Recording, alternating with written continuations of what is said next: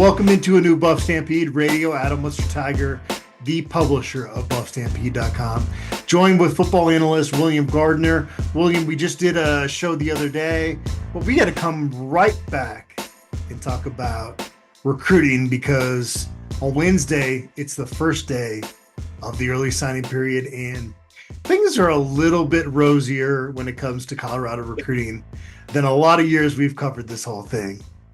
Yeah, I was going to say, I think we just did this. I'm not even sure I ever took the hoodie off. You know, I guess I went to work. I must have taken it off in there somewhere, but seems like it was just yesterday. But maybe it was just yesterday. I don't know, but yeah, I was thinking about for some reason when I was driving home today about the succession of bad coaches we've had at Colorado and their struggles with recruiting and the excuses they would make and what have you, and you know, I think Coach Prime proves beyond a doubt that you can recruit to Colorado, and it's not like we're out there throwing suitcases of money around. We're competitive, but it's not like we have to go out and, you know, what was the old saying? I got to tie a pork chop to my backside to get the dog to play with me. I mean, we're not that, but at the end of the day, I think he shows that. Where did that saying come from? You never heard I've never heard that. No. That boy's so ugly. You got to tie a pork chop to his ass to get the dog to pay. I think that's down in the South. All right, something. I'm sorry to break up your thought there. Somebody listening to this podcast will have heard that one, and we'll see in the comments. But okay. But it's like, you know, some of these coaches we've had in here made it sound like Colorado was such a crapola place to play. They couldn't recruit, you know, a one-legged, one-armed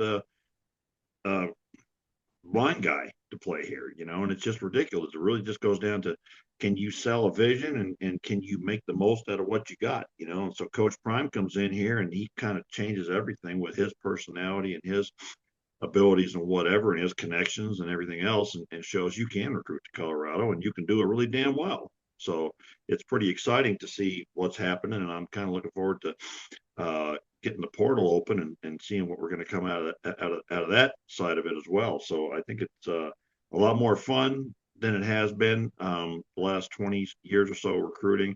You know, I mean, we've had years when we sat here trying to make something out of commit lists, you know, like we're a couple snake oil salesmen or something. I don't know. It's like, oh, well, you know, he's not dead. He got a pulse, breathing. That's good, right? You know, and he might actually show up for practice. That would be good, right?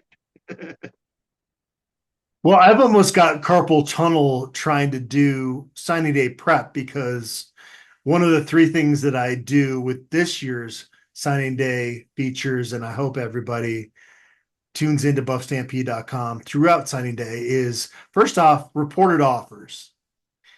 And that's where my hands are getting really tired of typing all of the schools that have offered these guys that are committed to Colorado, that are signing with the Buffaloes.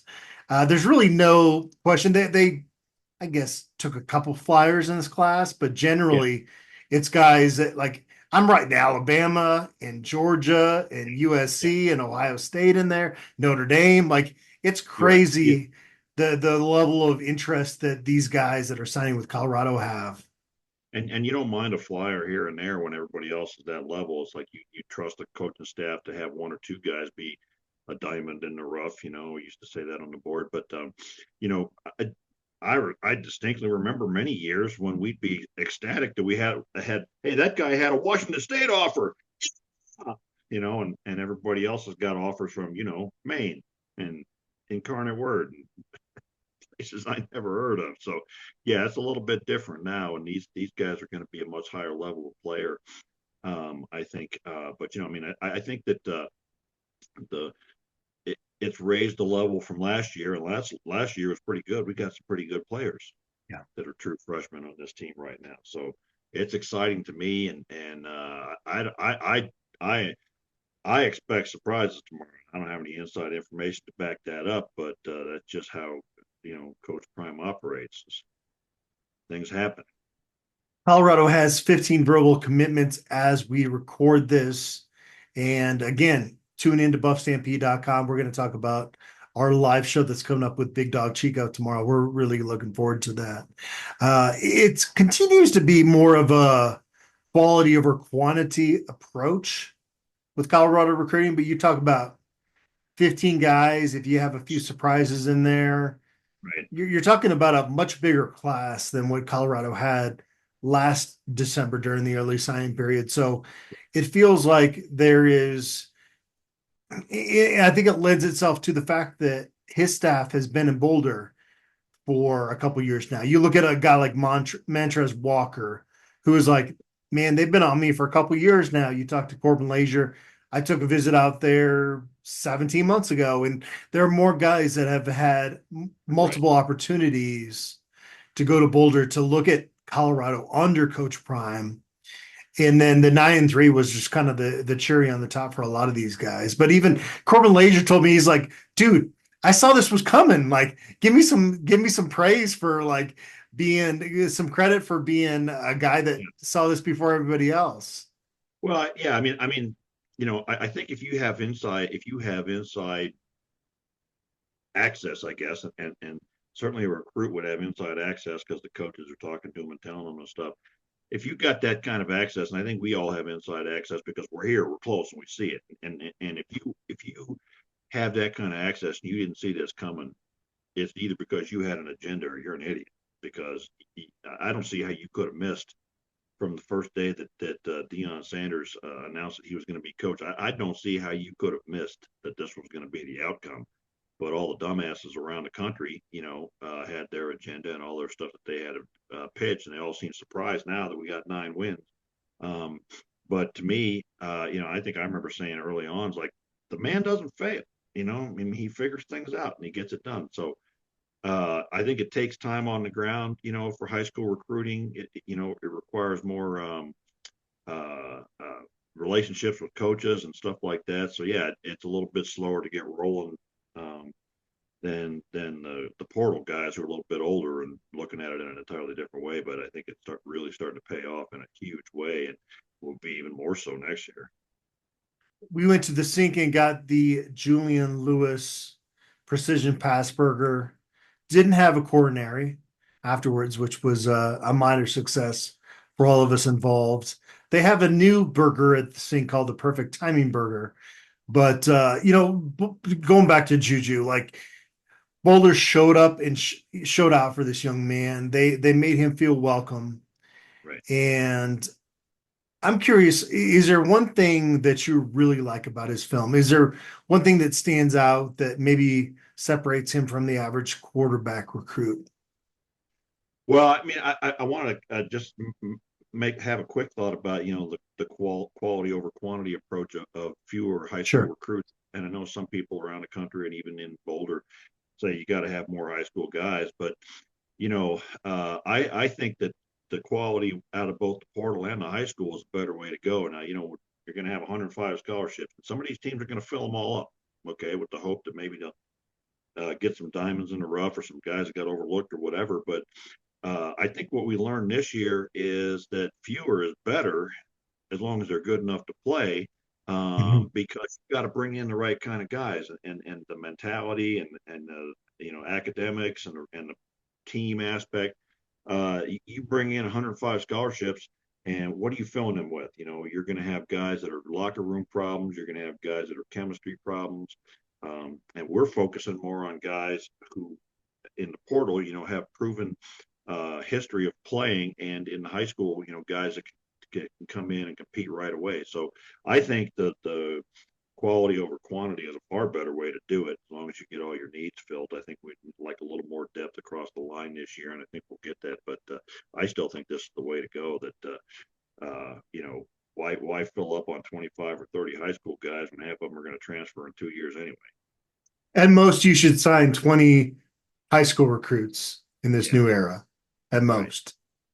Yeah. That's what yeah, each year, and that hopefully you did a good job of evaluating it, and the majority of them turn out to be decent players. You trying to forget that Julian Lewis precision pass burger? Was that hard on your heart, or well, why are we avoiding Julian? No, no, we'll get there. I mean, look, man, I would talk about that damn burger all damn night, but I can't. I don't have one. I don't have one over there on the other day. Now you got me all. I'm gonna get up and go make burgers. And so you finish this out It, with a it was salad. really good. It was just a lot of food, right? It was fantastic, and that mac and cheese was fantastic too. See, we're getting off the track again. We're going over the trestle, and the train's going What do you faster. like about Julian Lewis? Um, well, I think a lot of things like you read about what people say about him and what you see in the film, and quite frankly, he reminds me of another Shador. He's not elite physically. He's not 6'5". He's not going to be a guy that you build a running game around or things like that. But he distributes the ball well. He sees the field well. He's got a quick release. I think that's going to be an advantage over Shador. He gets rid of the ball quick. Um, and I mean, the kid put up 10,000 career passing yards and didn't even do his senior year, and that's in the top level of Georgia football. My God, if he was in Colorado, he'd have 100,000 yards. But I think he understands his offense. He reads the field pretty well. He seems to have a good feel for the pocket and escaping pressure. Uh, I don't know. I mean, I think I've heard a couple people say a point guard kind of a guy, distribute the ball around to the people to get. Absolutely. Yeah. At the end of the day, the Shador's a point guard too, but your point of a point guard is he's not the guy lobbing threes out there. He's going to get the ball in the hands of the guys that can drive to the basket and put up a 3-point shot. And to use the basketball analogy in football, you want a quarterback that's going to put the ball in the hands of the Jimmy Holmgrens and the Travis Hunters and Will Shepherds and the LeJounte Smiths. And I got that wrong, Wester, not Smith, but that's what you want in a modern offense is a quarterback that gets the ball out quick and let the athletes do what they do. So that's what I like. His quick release is the number one thing that I like about his highlight reel for sure. And Right. and you broke it all down perfectly there. I think we're going to have questions about how it plays out with somebody that reclassifies coming in and being a potentially starter at the Big 12 level from day one. And that's something that we have many months to go Right. over. And he's going to be on campus early, so we'll have plenty of time to go through that.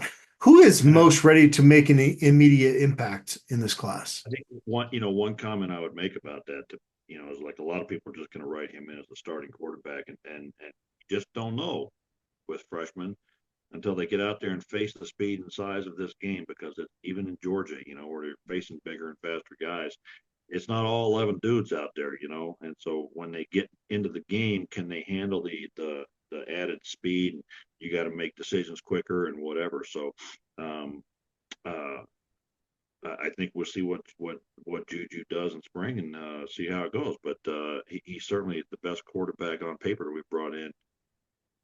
What, 20 years, 15, Long something like time. that.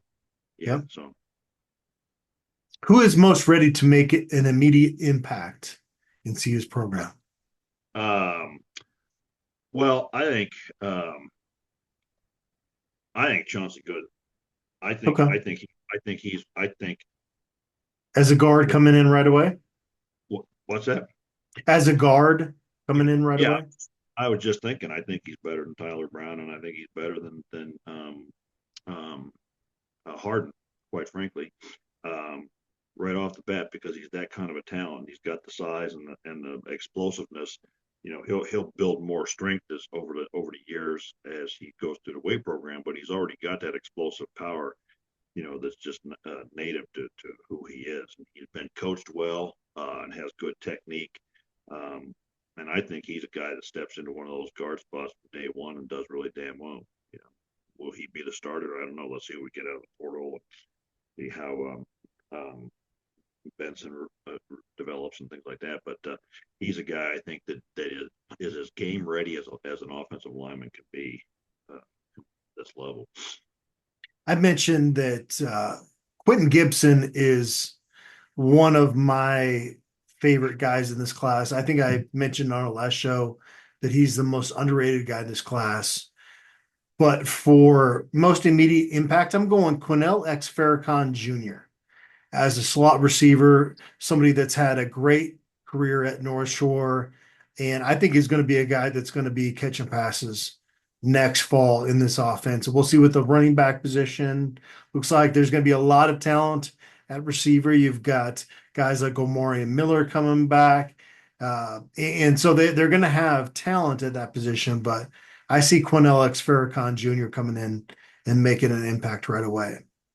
Yeah, and I think receivers a spot where it's easier for a younger guy with the right skill set to make an immediate impact on an offense. And so he certainly is one that I think him, any one of these guys that they brought in a wide receiver is a guy that could potentially be something special in year one. And with some of the guys we're losing, we got holes to fill, and we've shown that we're going to play a lot of receivers, and I think that may change a little bit when we have a different quarterback. But I think he's a guy for sure that could have an early impact.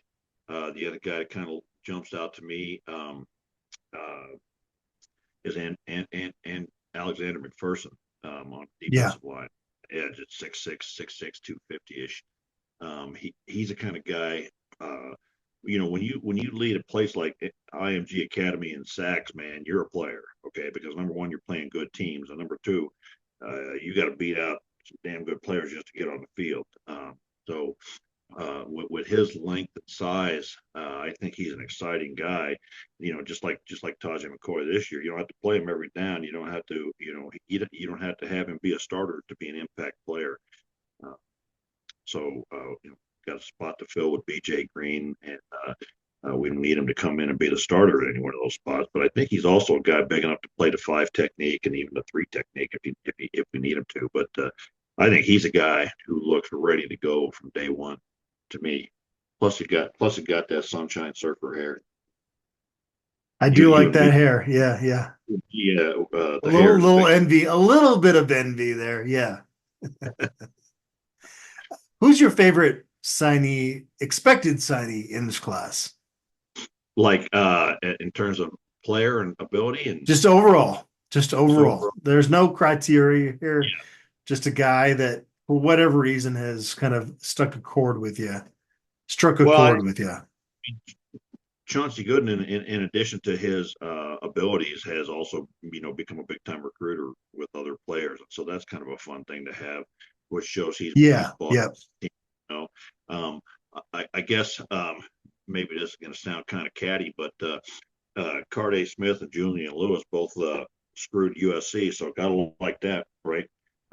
If they'd have screwed that other guy, that'd be even better. But we've said enough about him for the week. But Carday Smith, I think, is a guy who was very polished at offensive tackle and just really has the size and skills to be big time. I don't know if he's ready to go in there at right tackle from day one. But he might be.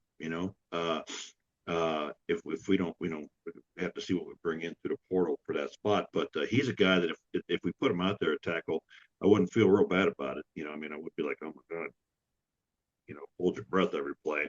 So he's one I think with his combination of skills is very exciting to me.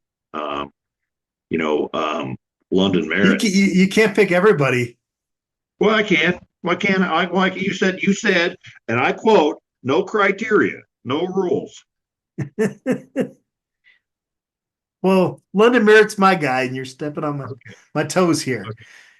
Just he flipped from Ohio State to Colorado late in the process. Let that sink in. Right, that's exciting, right?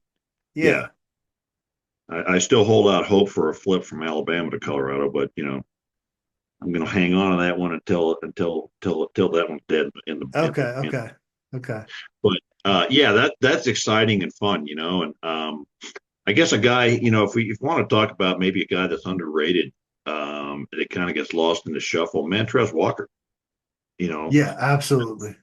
Physically built to play linebacker at this level, and we got some holes. We got holes in the starter and the depth position. So Montrez Walker is a guy, having played linebacker down there in Georgia, is going to likely be ready to step in and play some good ball for us as well. And he's been on board. Wasn't he one of the first ones? He was one of the first 3. Yeah, I did a story on him today for BuffStampede.com.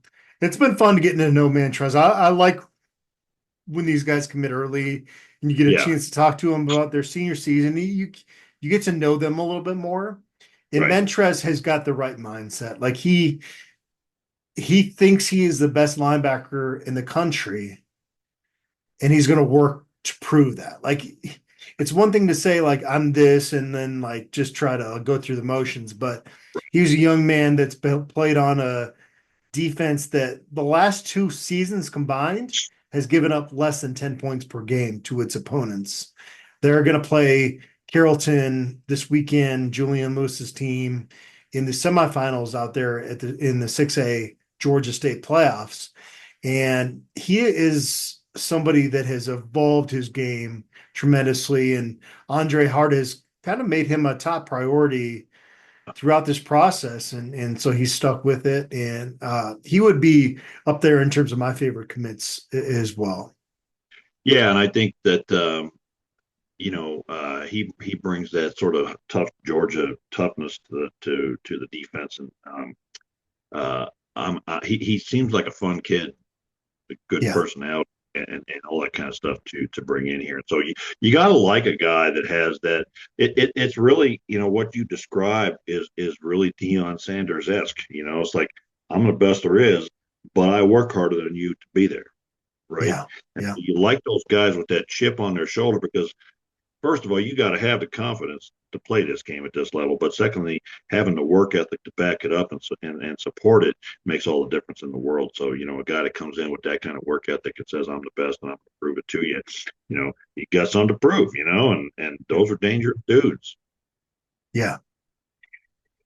We'll look for some surprises tomorrow. Obviously, I will be in coverage of everything signing day related for the Colorado Buffaloes. William, you are going to join Big Dog Chico and I for our Buffum updates signing day extravaganza show on YouTube, which will And, be streamed through BuffStampede.com tomorrow. We're hoping folks can join us. It's going to be at 5 p.m. Mountain Standard Time, which will be, what is that? 7 p.m. Eastern, 4 p.m. Pacific time. So you led me to believe we're taking phone calls so people can call in with yes, questions. yes, So yeah. keep it clean. Well, I don't know. I can't control people out there, man. I was on Twitter today getting into it with Boise State fans. So there's only so much control I have as far Yeah. as that goes. But if you got questions that have been building up, here's your opportunity. There you go. William Gardner is going to be on the main stage, and I'm going to just be a bit player, doing my cameo there during the signing day show. No, I'll be glad to answer any questions folks have out there. William, folks were kind of worried that when the season ended that we weren't going to do this anymore. I saw I know, on right? the I saw. comments. So rest Yeah, assured, we are still good. We're good to go. yeah. I mean, what gives anybody that's been watching us the last year any idea that I'm going to shut my pie hole and not be up spouting my opinions about stuff? This is not a new thing. We have been doing this for a very long time, Yeah, but we are very excited that signing day looks different now, right? yeah. It was a lot more fun. And then after that, we got portal, and then after that, we got pre-bowl prep, and then after the Yeah. bowl game, and we're going to be. You were saying to me, early in the season, middle of the season, you're like, you got to help me with some of this off season stuff because we got to put some stuff out there. And I'm like, okay, I'll be there. So I don't know. Well, I appreciate you. Well, I appreciate it too, and it's a lot of fun for me, and so I enjoy being here. All right. Tune in to buffstampede.com throughout the early signing day, which is Wednesday, December 4th, and continue to stay locked in on this channel. And as well, we're going to have that Buffum updates with William and I at 5 p.m. on Wednesday. Thank you.